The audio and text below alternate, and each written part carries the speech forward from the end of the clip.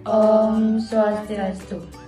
Perkenalkan, kami dari kelompok 4. Saya sendiri Niwayandira Wiranti, NIM 2202014551. Dengan saya sendiri Niwaya Skaryani, NIM 2202014549. Mau menjelaskan materi tentang yang pertama, konsep dasar dan peran strategis perencanaan kapasitas dan agregat dalam proses produksi. Yang kedua, perencanaan kapasitas produksi. Yang ketiga, strategi perencanaan agregat dalam proses produksi. Yang keempat, tantangan atau isu dalam kapasitas dan agregat dalam proses produksi. Saya akan menjelaskan pengertian perencanaan kapasitas. Ada dua pandangan dalam mengenai kapasitas. Yang pertama, apabila dilihat dari pandangan bisnis, kapasitas merupakan jumlah output yang dapat dicapai oleh sebuah sistem selama periode waktu tertentu. Yang kedua, dilihat dari sudut industri jasa, kapasitas dimaknai sebagai jumlah konsumen yang dapat ditangani selama beberapa waktu. Adapun pengertian perencanaan kapasitas menurut para ahli. Yang pertama, Chance dan Jacob mendefinisikan kapasitas sebagai kemampuan untuk menampung, menerima, menyimpan, atau mengakomodasikan. Yang kedua, menurut G.R. Perry, perencanaan adalah tindakan memilih dan menghubungkan fakta dan menurut serta menggunakan asumsi-asumsi mengenai masa yang akan datang dalam hal memvisualisasikan dan merumuskan aktivitas yang dianggap perlu untuk mencapai hasil yang diinginkan. Yang ketiga, ada Chance dan Aquilano, Chance serta Russell Taylor. Kapasitas merupakan jumlah keluaran yang dapat dihasilkan oleh suatu sistem produksi yang dapat dalam cakrawala waktu tertentu, yaitu selama 1 tahun atau dalam beberapa waktu mendatang. Yang keempat, ada Bupa, merupakan beberapa definisi mengenai kapasitas. Tidak ada yang pasti, karena kapasitas harus dihubungkan dengan sejauh mana suatu peralatan digunakan.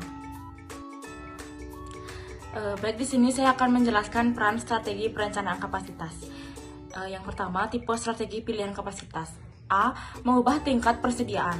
Para manajer dapat meningkatkan persediaan selama periode permintaan rendah untuk memenuhi permintaan yang tinggi di masa datang. Jika strategi terpilih, maka biaya yang berkaitan dengan penyimpanan, asuransi, penanganan, keuangan, pencurian, dan modal yang diinvestasikan akan meningkat. Yang ke B, meragamkan ukuran tenaga kerja dengan cara mengkaryakan atau memperhentikan. Hal ini diberlakukan untuk menyesuaikan tingkat produksi. Seiring karyawan baru membutuhkan pelatihan dan rata-rata produktivitas menurun untuk sementara sehingga mereka menjadi terbiasa. Yang ke C, meragamkan tingkat produksi melalui lembur atau waktu kosong. Terkadang tenaga kerja bisa dijaga tetap konstan dengan meragamkan waktu kerja yang bermacam-macam, mengurangi banyaknya jam kerja saat permintaan rendah dan menambahi jam kerja saat permintaan naik. Yang ke D, subkontrak. Suatu perusahaan bisa mendapatkan kapasitas sementara dengan melakukan subkontrak pekerjaan selama periode permintaan tinggi. Akan tetapi, subkontrak ini memiliki beberapa kekurangan, diantaranya mungkin mahal, membawa risiko dengan membuka pintu klien bagi pesaing, dan seringkali susah mendapatkan pemasok subkontrak yang sempurna. Baik, yang kedua, tipe strategi pilihan permintaan. A. Mempengaruhi permintaan. Saat permintaan rendah, perusahaan bisa mencoba untuk meningkatkan permintaan melalui iklan, promosi, kewirausahaan, dan potongan harga. Yang ke B, tunggakan pesanan selama periode permintaan tinggi. Tunggakan pesanan merupakan pesanan yang diterima perusahaan namun tidak mampu atau secara sengaja atau kebetulan untuk dipenuhi pada saat itu. Yang ke C, bauran produk yang konversasional. Suatu teknik penghalusan yang secara luas digunakan para manufaktur adalah mengembangkan sebuah bauran produk yang terdiri dari barang konversasional. Bagaimanapun, perusahaan yang mengikuti pendekatan tersebut dapat mendapati diri mereka terlibat dengan produk di luar target pasar mereka.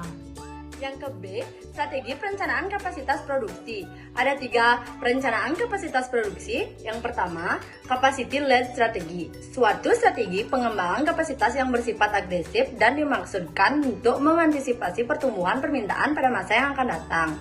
Yang kedua, capacity led strategi. Suatu strategi pengembangan kapasitas yang bersifat konservatif.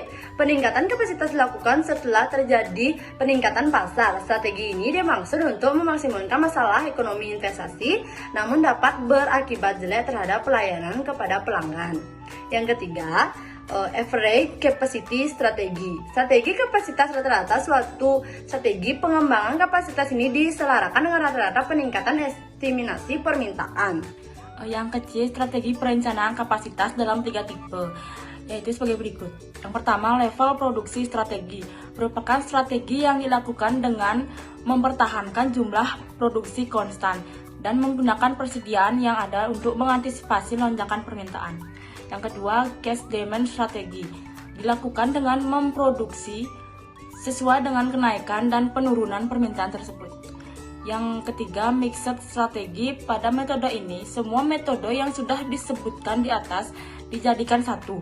Mulai dari produksi rate, subkontrak, jumlah tenaga kerja, sampai segala macam biaya. Pada metode ini, produksi rate regular time memiliki jumlah yang sama setiap periodenya. Yang kedua, ada tantangan isu atau strategis dalam kapasitas dan agregat dalam proses produksi. Yang A, sudah terpenuhnya aspek konsistensi kebijakan. Sudah terpenuhnya aspek konsistensi kebijakan jangka panjang yang dibutuhkan untuk mengakomodasikan perubahan organisasi atas perencanaan dan implementasi, yaitu ketika perubahan tersebut sering dipicu oleh munculnya teknik-teknik baru manajemen. Yang ke B, ada model akuntabilitas yang relatif sederhana. Model-model akuntabilitas yang relatif sederhana yang ditemukan pada era modern di organisasi sektor bisnis, yaitu ketika direktur eksekutif bertanggung jawab kepada badan komisaris terhadap dua hal, yaitu formulasi strategi dan prioritas strategi organisasi. Yang ke C, perlunya perencanaan kapasitas agregat. Perencanaan agregat adalah perencanaan yang dibuat untuk menentukan total permintaan dari seluruh elemen produksi dan jumlah tenaga kerja yang diperlukan. Menentukan kebutuhan kapasitas masa depan bisa menjadi prosedur yang rumit, yang sebagian besar didasarkan pada permintaan pada masa-masa yang akan datang. Sekian penjelasan dari kelompok kami. Jika ada kesalahan kata mohon dimaafkan. Kami tutup dengan para mesanti. Om Santi Santi Santi Om.